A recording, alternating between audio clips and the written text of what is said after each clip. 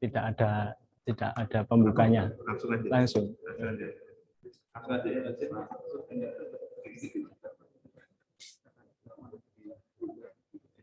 Bismillah.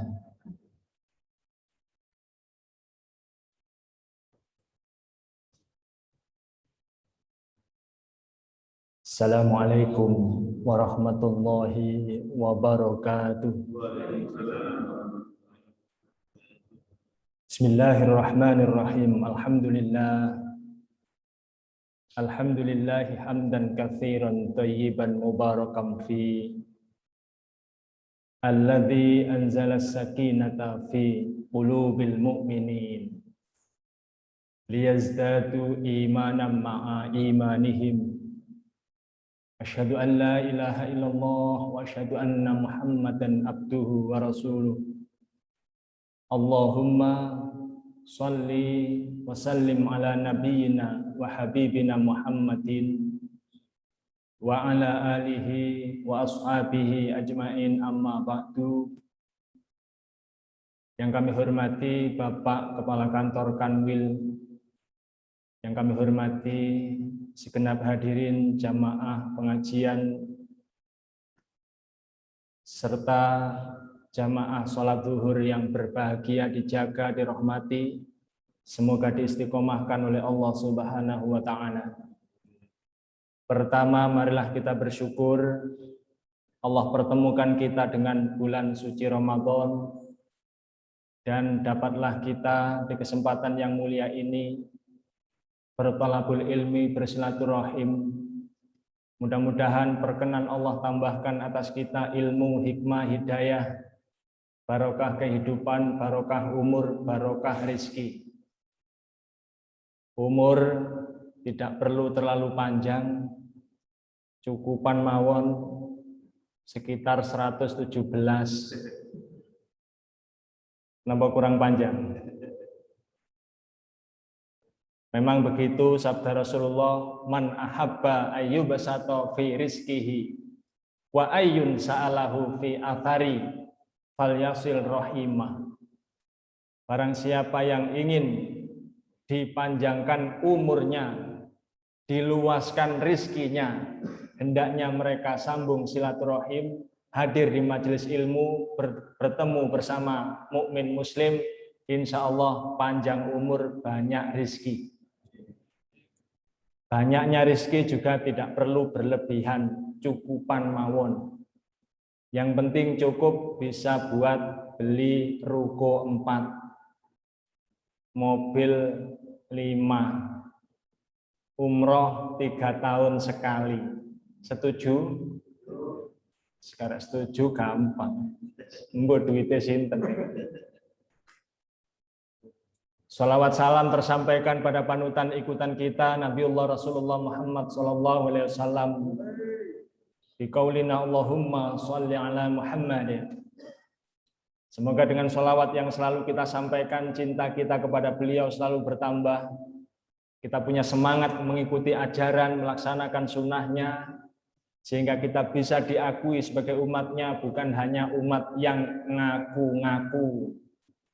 Karena kalau ngaku gampang, diakui yang butuh usaha. Dan ketika kita sudah diakui sebagai umatnya, insya Allah kita berada di barisan kanan ashabul yamin. Insya Allah disafaati, diberikan minuman dari telaga haud, dan yang paling keren, kita akan dipimpin Rasulullah satu rombongan menuju surga Allah Subhanahu wa Ta'ala. Walladzina taqaw rabbahum ilal jannati zumaro. Inilah rombongan yang paling diiri, paling diinginkan oleh seluruh makhluk, yaitu rombongan bersama Rasulullah menuju surga Allah. Ini rombongan paling keren. Rombongan moge belum ada apa-apanya. Pajero bisa jadi malah ada yang panasin jobon jeruk. Cicilannya 3.700.000. Bapak Ibu yang berbahagia, dirahmati Allah, kali pertama saya di sini. Saya Mojokerto, wong deso. Begitu berangkat ke kota ternyata macet. Padahal berangkat sudah 2,5 jam yang lalu. Tak pikir koyok nduk deso, tibanya Napa tibanya? Macet di Buduran. Alhamdulillah sampai di sini pas imamnya salam. Adalah tema yang diberikan kepada kami, disampaikan oleh panitia, yaitu menyambung silaturahim, membersihkan jiwa. Napa ngoten? Nek kelentu berarti gara-gara macet di kemarin. Judulnya iki sakjane siji apa loro iki. Silaturahim banyak dipahami oleh orang sebagai menyambung hubungan kekerabatan. Tapi Rasulullah kemudian memberi pernyataan yang berbeda sebagai yang kebanyakan orang memahami. Beliau bersabda, qala Rasulullah sallallahu alaihi wasallam, laisal wasilu bil mukafi walakinnal wasilu idza qata'at rahimuhu wa sholaha. Kata Rasulullah, bukanlah yang dimaksud orang menyambung silaturahim itu berbuat baik kepada yang baik terhadapmu.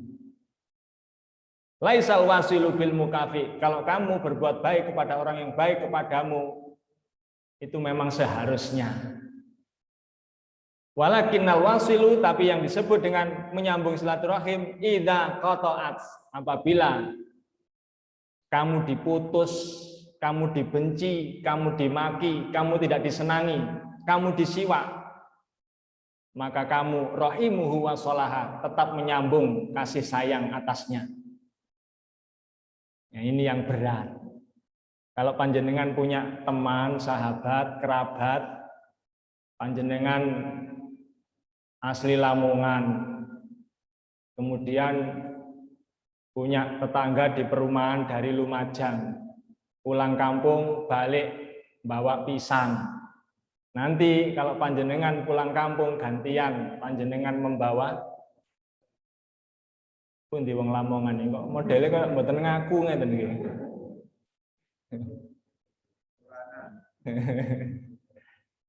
Atau yang dari Gresik membawa kuda. Kalau yang seperti itu gampang. Yang dimaksud oleh Rasulullah sebagai menyambung silaturahim, idza qata'at rahimuhu wa sholaha. Jadi ahli silaturahim itu diukur dari seberapa banyak dia bisa memperbaiki hubungan yang pernah rusak. Karena itu silahkan nanti biasanya hari raya panjenengan momentum menyambung hubungan silaturahim, cari wak lampir dulu. Siapa tombajil yang selama ini menyakiti hati panjenengan, datangi lebih dulu. Menteleng mawon sampean.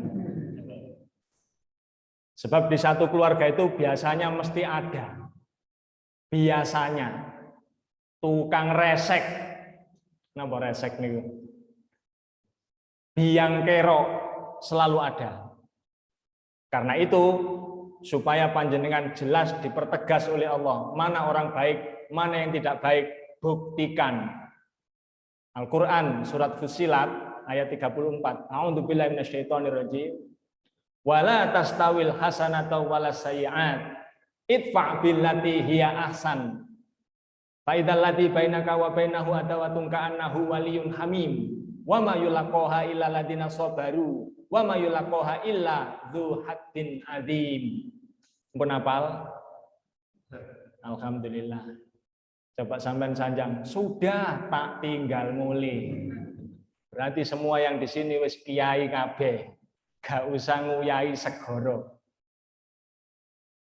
Adanya orang-orang yang memutus silaturahim yang berbuat jahat kepada panjenengan, ngiris pekarangan 1 meter. Napa malih? Menghibah, memfitnah, itu justru untuk memberitahu siapa sih sebenarnya yang orang baik, siapa yang orang jahat. Wala tastawil hasanatu walas sayyi'at. Sungguh berbeda kata Allah antara orang yang baik dengan orang yang jahat. Cirinya orang baik, idfa' billati hiya ahsan. Orang itu selalu bisa, selalu sukses membalas kejahatan dengan kebaikan. Tapi ngene iki ngomongnya gampang, prakteknya Angel. Makanya ulama besar Imam Hasan Al-Basri menyediakan 3 keranjang besar kurma di rumahnya. 1 keranjang untuk sahabat, 1 keranjang untuk orang yang menghibah, 1 keranjang untuk tamu-tamu jauh. Maka ketika didatangi oleh santrinya lalu dilapori, "Wahai Syekh, saya mendengar ada orang yang berbicara begini begitu terhadap panjenengan. Intinya mereka mengatakan sesuatu yang buruk atas panjenengan." Apa katanya? "Bagus, kalau begitu ambilkan kurma, ambilkan manggis dalam jumlah yang banyak. Kresekan, cuman biar mboten enten kresek." "Syekh, kenapa engkau memberikan itu kepada orang yang membencimu?" Kata beliau, Imam Hasan Al-Basri, orang yang membenci kita manfaatnya banyak. Pertama, orang yang membenci kita selalu berhasil menemukan titik lemah dan kekurangan kita. Itu untuk kita perbaiki. Lek konco sungkan, arep ngomong sungkan, koncoan kecilik. Tapi kalau musuh, orang yang tidak senang, selalu punya tempat, selalu punya kesempatan untuk mengoreksi kita. Yang kedua, orang yang membenci kita lalu membuat perkataan-perkataan buruk di luar sana, sesungguhnya telah melakukan kebaikan secara 2 kebaikan sekaligus. Pertama, dia telah mengambil dosa kita, dan yang kedua, dia telah menyerahkan pahalanya kepada kita. Kok menteleng mawon sampean. Mangkane sampean lek nganggur-nganggur rek mbok rasan-rasan ono aku. Setuju?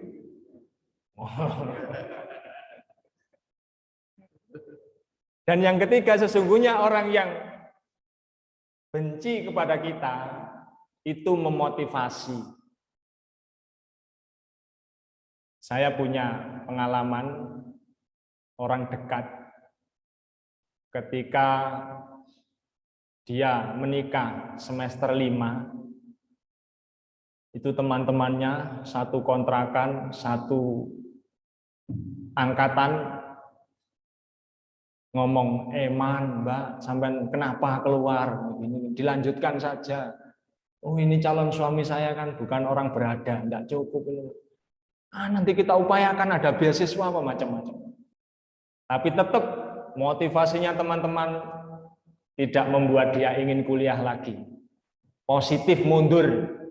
Begitu ketemu bude yang budenya seperti wak lampir, apa kata budenya? "Barean." Napa barean? Ini nek mboten wong Jawa angel nih. Barean.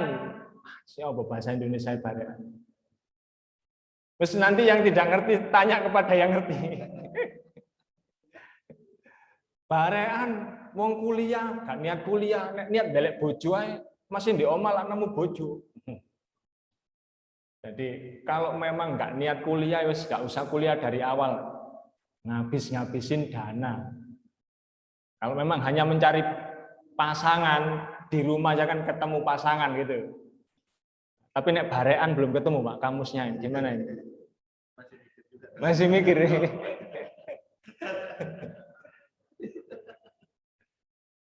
Tapi dengan perkataan budenya itu, apa kata dia? Ya apa, saya harus lulus. Saya harus lulus. Terbakar motivasinya. Semangatnya muncul. Dinyek soalnya. Dinyek. Banyak orang yang bangkit menjadi kuat, dibully. Dipuji, lemah. Dibully, kuat. Hadirin Bapak Ibu yang berbahagia dirahmati Allah. Ini ada ibunya apa mbak? Oh, ada di atas. Wala tastawil hasanata wala sayyi'at idfa billati hiya ahsan. Hubungan orang dengan orang ya. Ada asosiatif, ada disosiatif. Wah, terlalu keren ini wis kayak kuliah ya. Ada yang saling menguntungkan, ada yang berbenturan kepentingan. Nah, kalau 2 pria senang 1 perempuan kan benturan kepentingan. Dampaknya itu bisa jadi ada seteru. Nah, sikap orang berbeda-beda. atas kedoliman orang lain, atas seteru orang lain, berbeda. Tergantung kualitas. Yang pertama, ini kualitas paling rendah, geruneng. Nah, ini ayo cari lagi di kamus, apa geruneng? Menggerutu. Dia hanya menggerutu, nyumpah-nyumpah, tapi nggak berani, levelnya di bawah dan nggak punya kekuatan. Ngomong geruneng tok buri. Yang kedua, ini orangnya lumayan punya kekuatan, ajak geger. Yang ketiga, level lebih baik, memaafkan. Yang keempat, level yang agak baik tapi belum the best, itu berdoa tapi berdoa keburukan untuk orang yang mendolimi. Tapi memang doanya orang yang terdolimi makbul. Kata Rasulullah, ittaqu da'watul madlumah. Kamu harus takut dengan doanya orang-orang yang terdolimi. Karena doanya orang yang terdolimi ka'annahas saroro, naik ke langit tanpa disortir. Ibarat proposal langsung berada di hadapan direktur. Tinggal tanda tangan saja. Dan kalau ada orang yang berdoa, orang yang didolimi itu tahu doanya, pasti runtuh. Ada pengalaman, betul apa awan-awan cerita. Jamaah terkena fitnah. Lalu kemudian Ustadz pernah ngaji mengajarkan doa ketika didolimi orang. Saya minta doa itu. Saya katakan jangan, itu doa yang berbahaya. Saya harus tahu betul bagaimana kronologi kisahnya. Beliau mengisahkannya panjang sambil nangis-nangis. Oh, kalau begitu, posisi Anda benar. Baik, silakan dipakai. Tapi kalau doa itu kembali kepada panjenengan, berarti panjenengan ada salahnya juga. Saya dapati doa ini dulu dari kisahnya pengasuh panti di Gedek. Ini pengasuh panti, ini kisah dalam kisah ya. Pengasuh panti, di sebelahnya ini ada orang yang sangat benci dengan panti.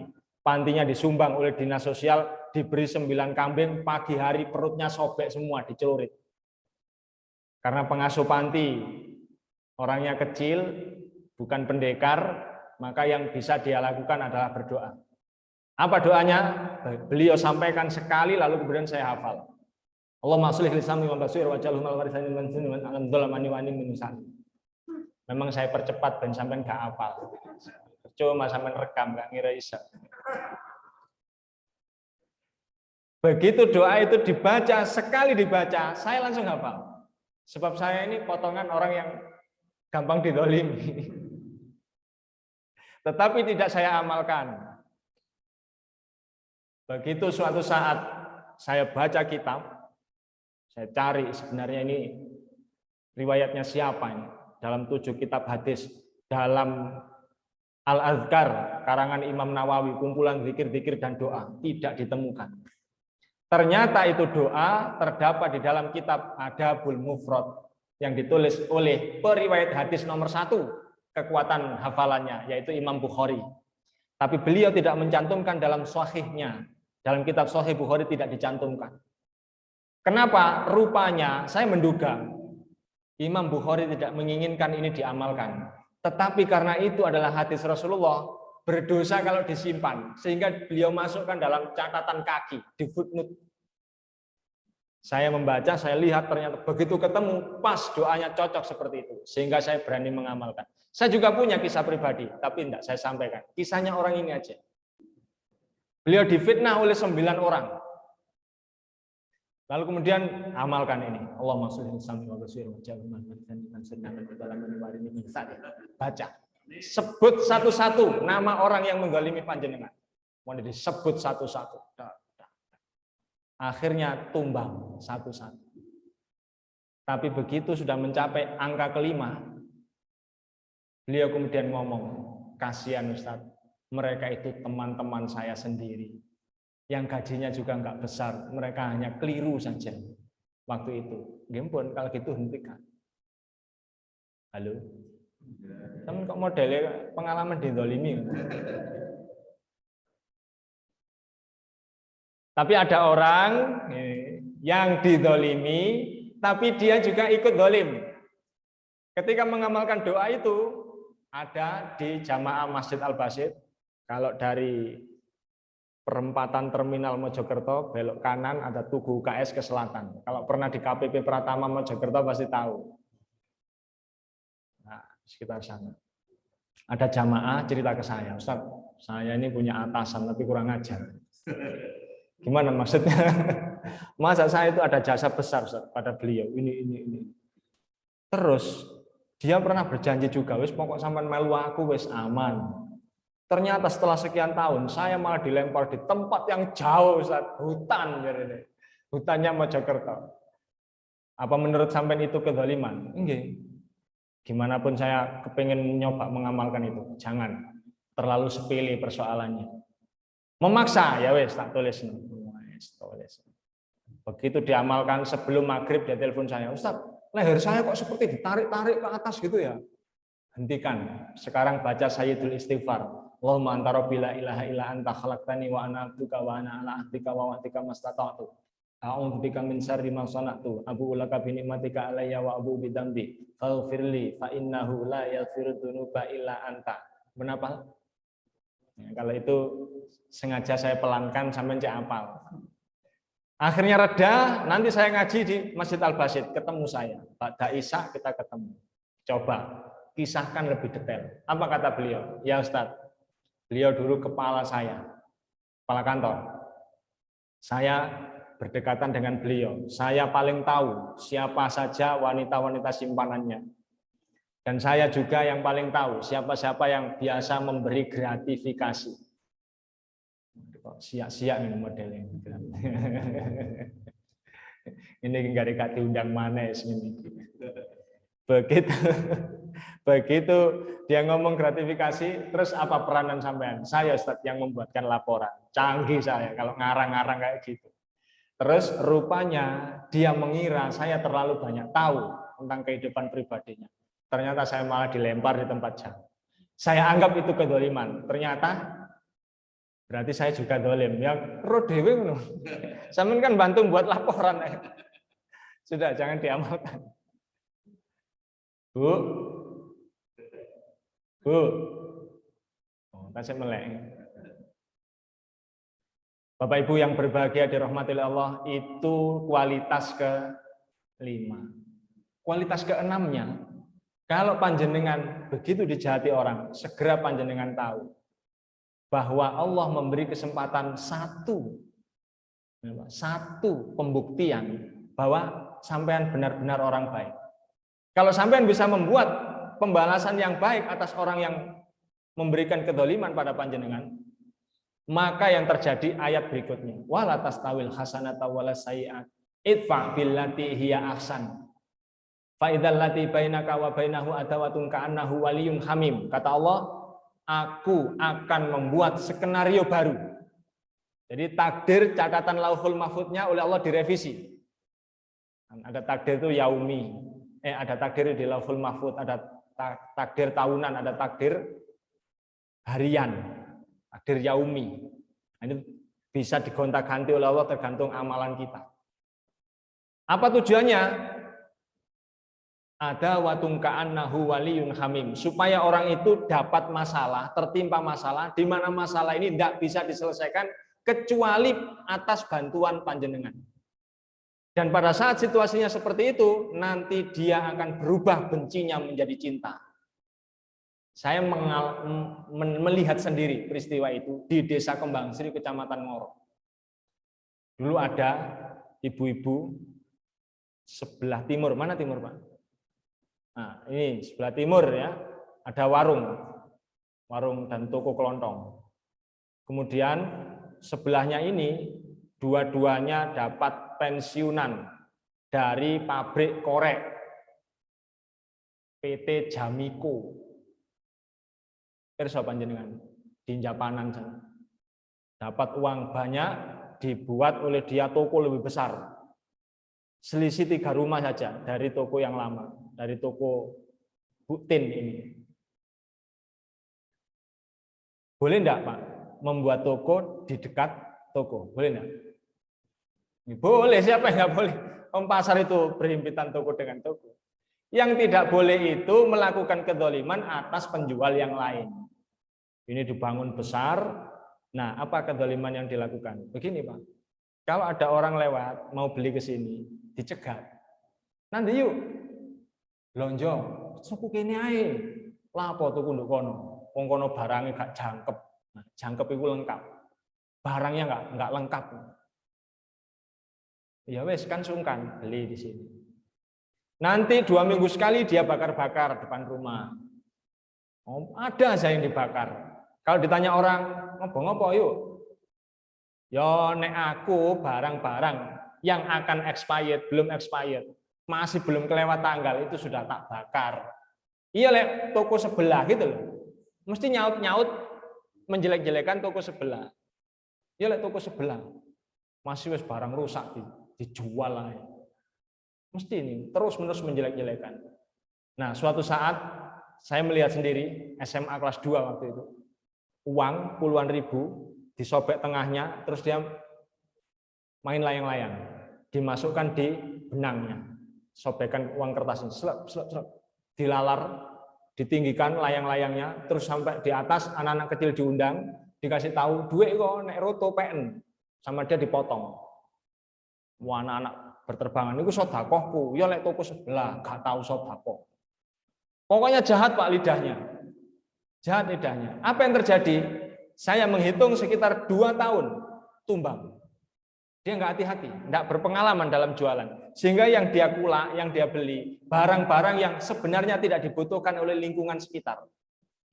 Dia beli caos, bukan caos yang kecil-kecil, yang gede, botol besar. Padahal nggak ada orang jualan nasi goreng, mie goreng, nggak ada di situ.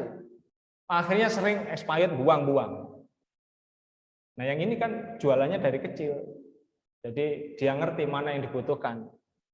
Nah, lama-kelamaan setelah bergeser 1 tahun, dulu yang datang sales menawarkan barang. 1 tahun setelah itu yang datang Bang Titil. Kenapa? Bang Titil ini disobek, dikasihkan rentenir. Lengkap 2 tahun, dagangan habis, utang bertumpuk. Akhirnya mulai utang personal, orang per orang. Lama-lama yang dia utang, uang RT, uang RW, semuanya sudah tahu rasanya diutangi orang ini. Sudah nggak ada lagi orang yang memberi hutang. Kalau dia mau utang, diomongi oleh orang yang lain. Sing biyen saurono dhisik. Yang dulu kasih bayar dulu, baru setelah ini tak kasih. Sudah banyak utangnya. Maka Bapak Ibu, tinggal 1 orang. Siapa itu? Toko sebelah. Yang dulu diburuk-burukkan, dimaki-maki, dijelek-jelekan, difitnah-fitnah, sampai kemudian alih profesi, dia tidak sama jualannya, akhirnya jadi ulijo. Beda jam tayang. Kalau ulijo itu pulaan berangkat jam 2, sampai rumah sekitar jam 3, setengah 4 digelar dagangan, sholat dulu, subuhan, ba'da subuh ditunggoni, nanti sekitar jam 6, setengah 7, dia mulai masukkan barang dagangannya. Lalu kemudian toko ini buka, jadi beda jam tayang, sudah terasa lebih aman. Tapi ini sudah kadung malu Pak, sudah kadung sungkan kalau pinjam ini. Tapi sudah nggak ada jalan lain, harus pinjam. Akhirnya datang. Nah ini sudah kemenangan ini. Inilah yang dimaksud dengan skenario Allah, bahwa suatu saat akan ada masalah, yang masalah itu tidak bisa dibantu kecuali oleh orang yang dijelek-jelekan. Yang luar biasa, balasan orang ini, si Buktin ini, yang dia lakukan adalah, dia ngomong begini, Cak, yang datang ini suaminya, enggak saya sebut namanya, jangan ditunggu namanya siapa, enggak saya sebut namanya. Sampeyan lek utang, aku gak iso ngutangi sebab sing tak dol yang saya jual sekarang ini untuk saya buat kulak besok pagi. Sisanya, lebihnya, keuntungannya untuk makan, untuk anak-anak. Kalau sampean mau, pada waktu saya sudah dapat uang, sekitar jam 5:30, sampean tak pinjami. Sampean pakai jualan, nanti malam kalau sampean sudah dapat uang, sampean sahuri setiap hari begitu, Pak. Dimasukkan ke bawah pintu. Kalau orangnya ini sudah tidur, karena tidur sore jam 2 harus berangkat ke pasar, dimasukkan di bawah pintu. Terus begitu sampai ekonominya orang ini pulih. Sudah bisa nyaur, hutangnya sudah habis. Apa yang terjadi? Benar kata ayat itu. Ada watun ka'annahu waliyun hamim. Maka berubahlah bencinya orang ini menjadi cinta. Yang dia katakan, luar biasa Yutin. Wes pokok mulai saiki, sopo sing wani-wani ote-ote Yutin munsuhan mbek aku. Halo. Tapi itu 2 tahun lebih, Pak. 2 tahun lebih. Ini janji Allah. Makanya karena itu berat kata Allah, wa ma yulaqaha illal ladzina sabaru. Enggak bisa melakukan itu kecuali orang yang sabar. Dan biasanya di ayat-ayat lain semua masalah oleh Allah sudah cukup dikunci dengan sabar. Tapi kali ini Allah melanjutkan ayat itu. Wa ma yulaqaha. Dan juga enggak bisa. Orang yang sabar saja enggak cukup. Illa kecuali dzu haddin adim. Orang yang sangat yakin bahwa Allah itu maha membalas. Sehingga dia enggak repot bikin skenario pembalasan. Makanya kalau panjenengan didolimi atas nama kebaikan, jangan panjenengan membalas kedoliman. Pakai saja doa kedoliman itu untuk kebaikan kita. Caranya bagaimana? Apa yang belum dan apa yang panjenengan inginkan, segera buat daftar sekarang. Belum haji, tulis.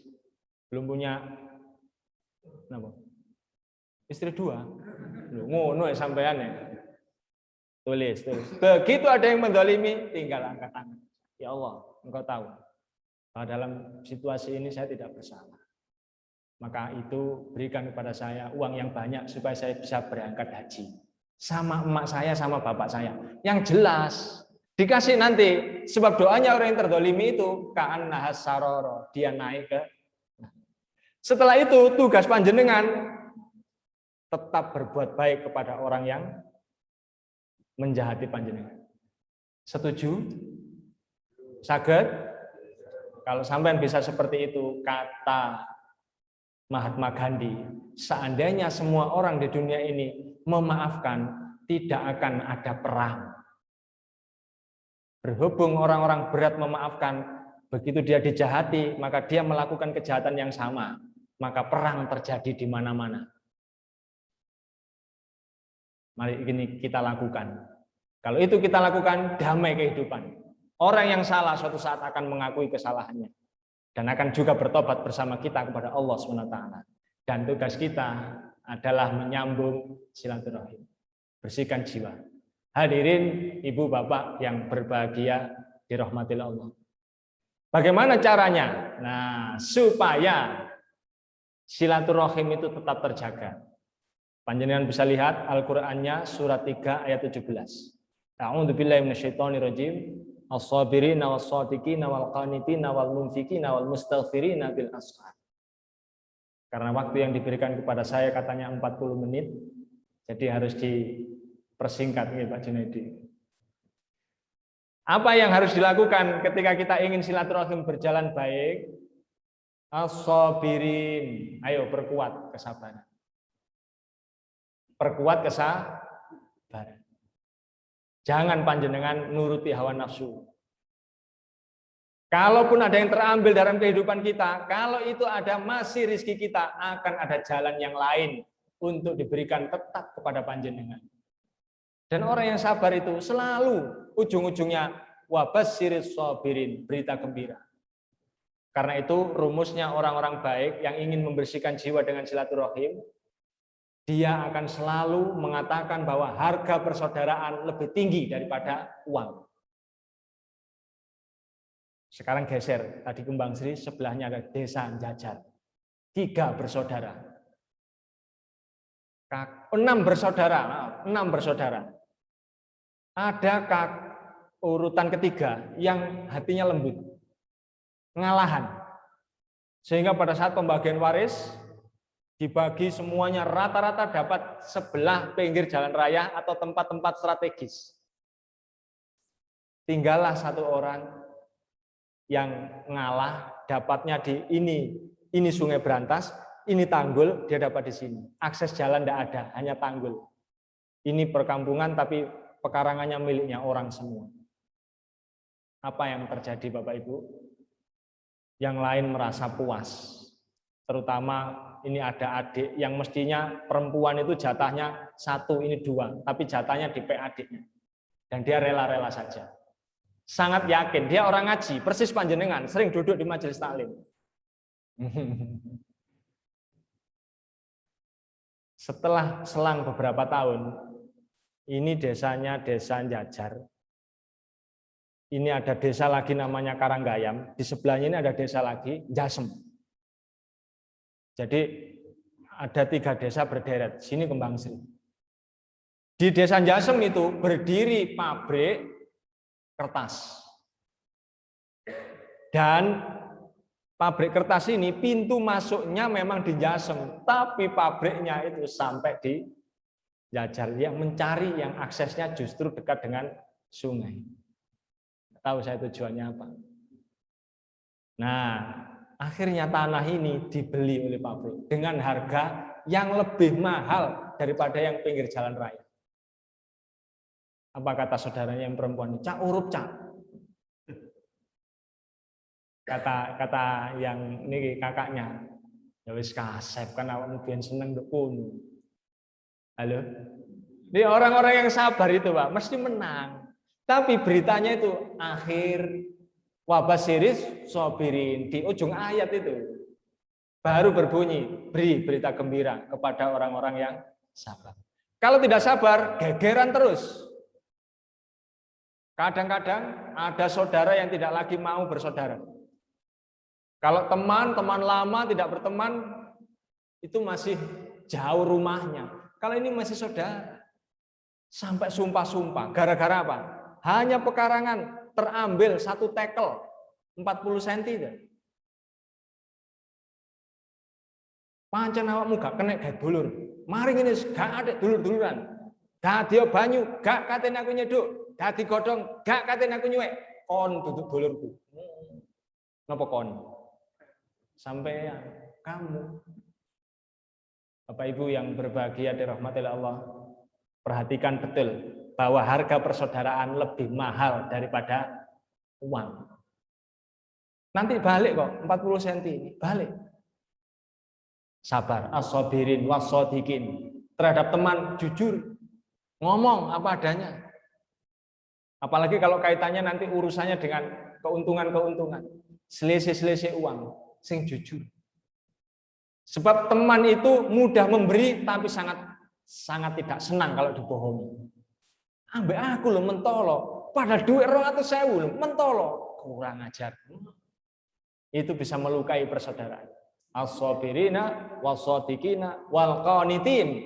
Wal qanitin artinya apa? Sama-sama taat, sama-sama patuh kepada Allah. Meskipun panjenengan dekat sedekat apapun, rambu-rambu agama tetap harus panjenengan jaga. Apa itu diantaranya? Istrinya teman tetap bukan mahram. Halo? Sehingga kalau istrinya teman, ajak-ajak bareng, apa bareng nih? Bersama-sama satu mobil, katakan. Ini tidak boleh. Karena sama-sama taat. Sebab waitin trisen because with ulination. Wiwitane tresno jalaran saka kulino. Ulination. Because with ulination, sebab kulino. Nanti bisa muncul dosa-dosa yang lain selain terklep urup-urupan bojo. Ada itu film India, naudzubillah min dzalik. Kok ngene di film no? Urup-urupan bojo. Langsung tak pateni ngono. Hadirin ibu bapak yang berbahagia dirahmati Allah, sama-sama taat. Urusan hutang piutang, wis apa kanca dhewe. Jangan. Hutang piutang, transaksi catat hitam di atas putih. Bermeterai. Orang itu mungkin hari ini tidak punya niat menjadi jahat. Tapi begitu kepepet. Atau umur bukan kita yang punya. Tidak ada bukti apapun, padahal nilainya cukup besar. Nanti jadi fitnah. Harus tercatat. Itu namanya konit. Meskipun teman, akrab, dekat, saudara, apapun kalau sama-sama taat, nanti ke depannya aman. Biasanya yang seperti itu diabaikan, masalah datang kemudian. Halo? As-sabirin, as-sadiqin, wal-qanitin, wal-munfikin. Wal-munfikin, ahli infaklah kepada sanak, kerabat, famili, teman, sahabat. Kata Rasulullah, tahadu, hendaklah kalian saling hadiah menghadiahi. Tahabu, kalian akan saling mencintai. Jangan meremehkan hadiah. Jadi kalau panjenengan punya khas di kampung panjenengan apa? Hadiahi. Teman-teman seperjuangan, teman satu kerjaan, sanak, kerabat, famili, beri hadiah. Meskipun harganya tidak seberapa, tapi orang itu dia bisa beli sendiri, dapat hadiah, rasanya beda. Kalau sampean beli kaos dakwah, istighfar, beli yang banyak, sak kantor tuh kono kabeh, setuju? Terutama sampean kirimi sing ngandani niki.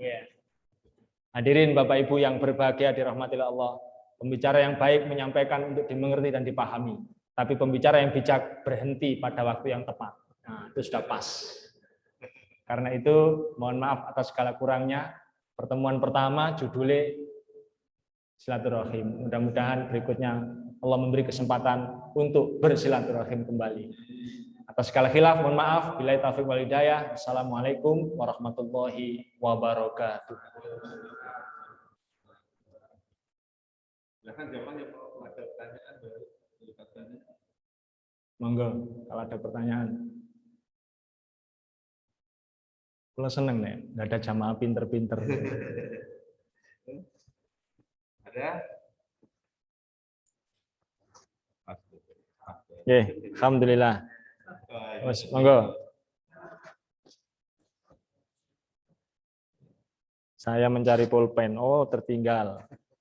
Tertinggalnya di sepeda. Assalamualaikum warahmatullahi wabarakatuh.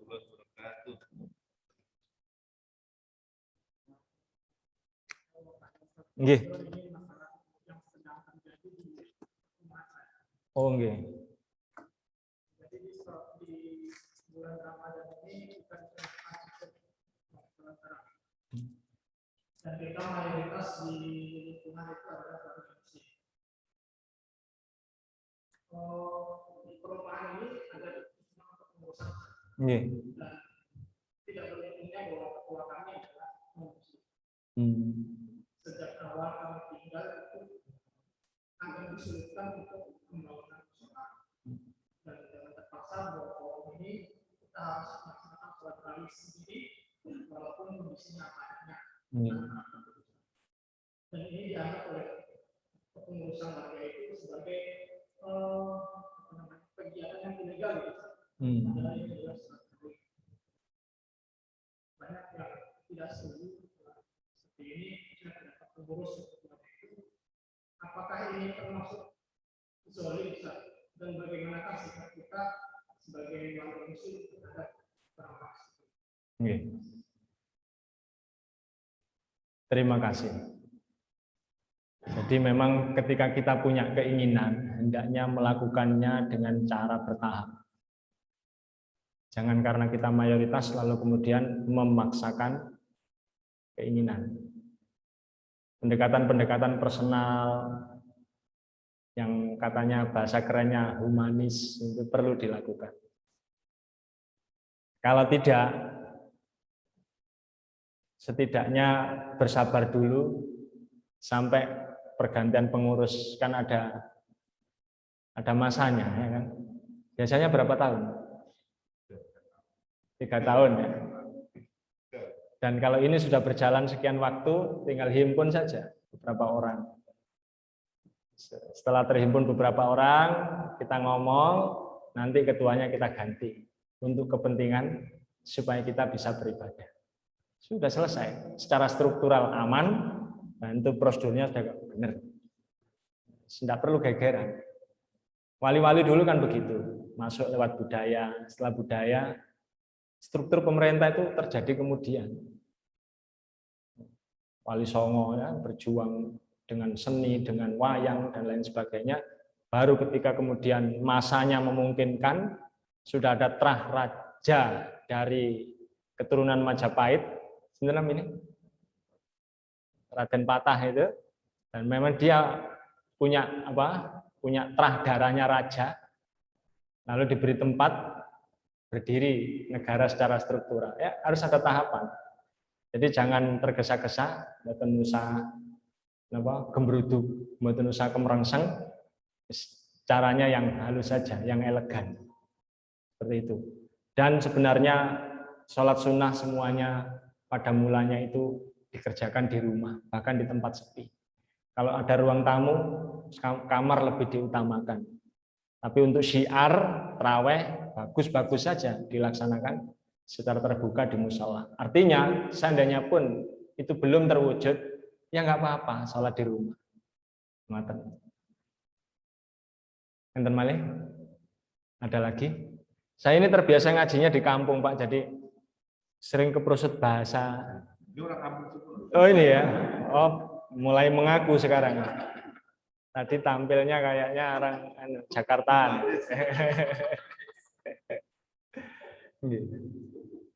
Sampun.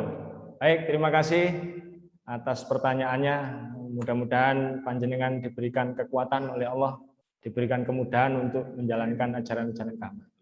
Didongani. Liridhallahi ta'ala al-Fatihah.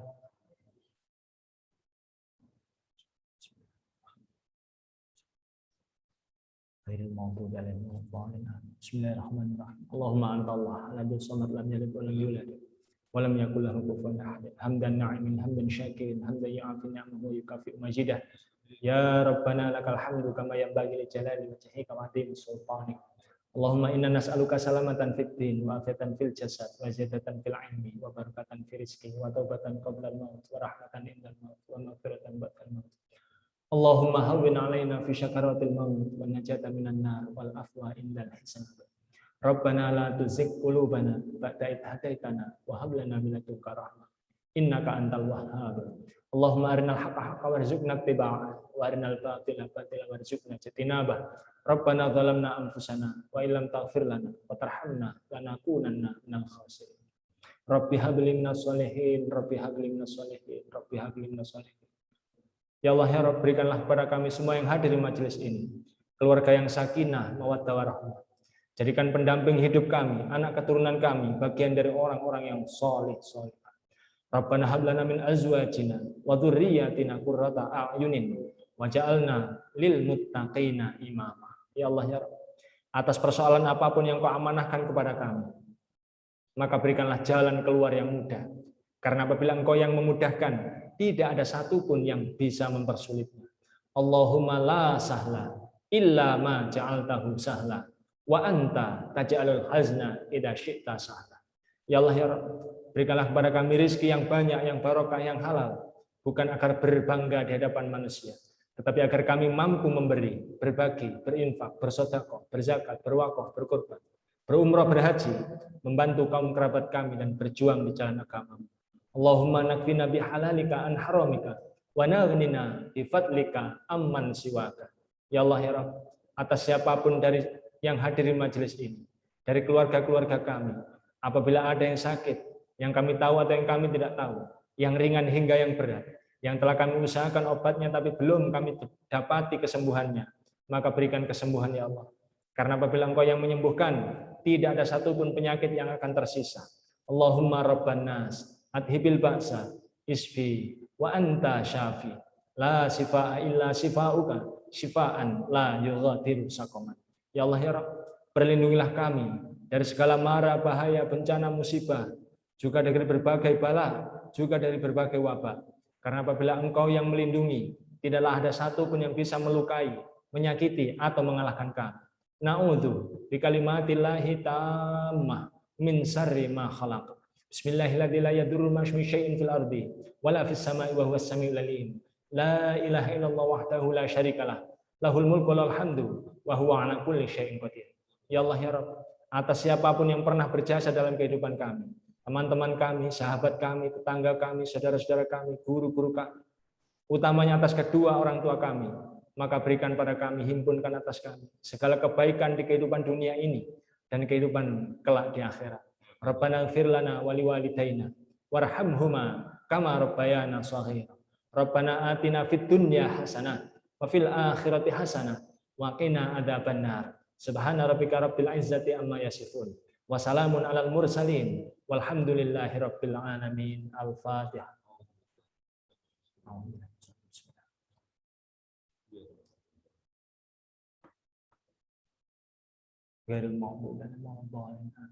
Amin ya rabbal alamin. Wassalamualaikum warahmatullahi wabarakatuh.